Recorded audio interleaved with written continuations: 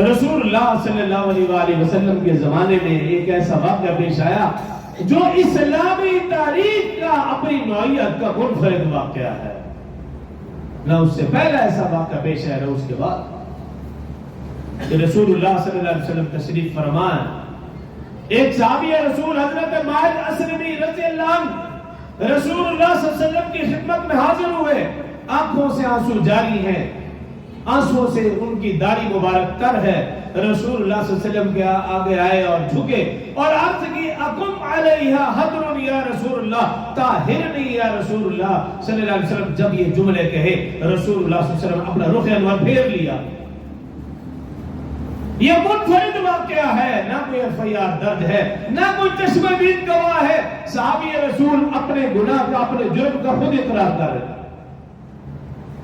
رسول اللہ صلی اللہ علیہ وسلم نے چہرہ انور پھیر لیا. پھر سامنے آئے دوسری مرتبہ، تیسری مرتبہ، چوتھی مرتبہ پھر سامنے آئے، اپنے گناہ کا اقرار کیا اور عرض کیا رسول اللہ صلی اللہ علیہ وسلم مجھے پاک کر دیجئے. رسول اللہ صلی اللہ علیہ وسلم غصے میں آئے اور کہا اے صحابی رسول، کیا تم پاگل ہے، دیوانہ ہے، مجنون ہے، تجھے ہوش بھی ہے، کیا کہہ رہے ہو؟ صحابی رسول عرض کرنے لگے یا رسول اللہ صلی اللہ علیہ وسلم میں دنیا میں سزا برداشت کرنے کے لیے تیار ہوں، مجھے یہ برداشت نہیں کل قیامت والے دن سب کے سامنے کہا جائے آخری نبی کے اس امتی نے یہ گناہ کیا تھا، میری وجہ سے آپ بھی شرمندہ ہو. مجھے یہ برداشت نہیں ہے، مجھے دنیا میں سزا دے دیجیے، میں یہاں سزا برداشت کر لوں گا. رسول اللہ صلی اللہ علیہ وسلم نے پھر اسے سمجھایا بجھایا کہ یہ اپنی بات سے ہٹ جائے تاکہ اس کو سزا نہ دی جائے. اللہ جانے اور اللہ کا معاملہ جانے. لیکن اس صحابی رسول نے پھر اقرار کیا.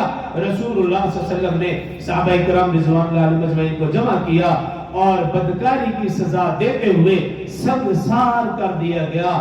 3 دن تک رسول اللہ صلی اللہ علیہ وسلم کی طبیعت پر اس کا اثر رہا. 3 دن کے بعد صحابہ کرام کے اجتماع سے رسول اللہ صلی اللہ علیہ وسلم نے خطاب کرتے ہوئے فرمایا اے میرے صحابہ سنو، اس صحابی رسول نے جو اللہ کے ہاں توبہ کی، اللہ نے اس کی ایسی توبہ قبول کی ہے، اگر اس کی توبہ میری پوری امت پر تقسیم کر دی جائے تو اللہ سب کی بخشش فرما دے. تو مجھ سے اور آپ سے یہ مطالبہ نہیں ہے کہ ہم لوگوں کے سامنے جا کر اپنے گناہ کا اقرار کریں. ہاں یہ ضرور مطالبہ ہے کہ یہی گنی چنے چند راتیں ہیں، ان راتوں میں ہم اکیلے تنہائی میں جب کوئی پاس نہ ہو اللہ کے سامنے جھک کر رو رو کر آنسو بہا کر اس اللہ کے سامنے اپنے گناہ کا اقرار کریں اور پھر گناہ کا اقرار کرنے کے بعد ندامت کے بعد شرمندگی کے بعد پکی سچی توبہ کر کے اٹھیں. پھر دیکھیں گے رمضان کا صحیح معنوں میں کیسا فائدہ ہوگا. اسی چیز کا نام حضرت ماعز اسلمی رضی اللہ عنہ نے جس کردار کا مظاہرہ کیا، اس کردار کا نام تقوی ہے، خوف خدا، خشیت الہی. ساری کی ساری عبادات کا مقصد یہی ہے کہ میرے اور آپ کے دل میں اللہ کا ڈر پیدا ہو جائے. جب یہ کیفیت پیدا ہو جائے گی سمجھ